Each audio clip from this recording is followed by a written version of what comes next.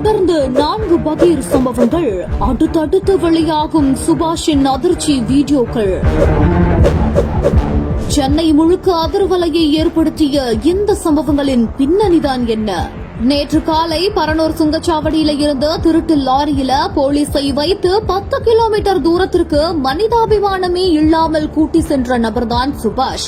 இந்த ஒரு அதிர்ச்சிகரமான சம்பவத்தோட வீடியோ காட்சிகள் வெளியாகி அனைவரையுமே அதிர வைத்த நிலையில இதே நபர் இதற்கு முன்னால் 1 வாரங்களாக செய்த பகீர் சம்பவங்களோட வீடியோக்கள் இப்பொழுது வெளியாகி இருக்குது. அதாவது கடந்த 17ஆம் தேதி நடைபெற்றதா சொல்லப்படக்கூடிய இந்த ஒரு காணொலியில செங்கல்பட்டு ஊரப்பாக்கம் பகுதியோட ரயில்வே டீ கடையில வேலை பார்த்த பெண்ணின் மீது தகராறுல ஈடுபட்டு அவங்க மேல கொதிக்கிற பாலை தூக்கி ஊற்றி அவங்க கிட்ட வம்புழுத்ததா சொல்லப்படுது.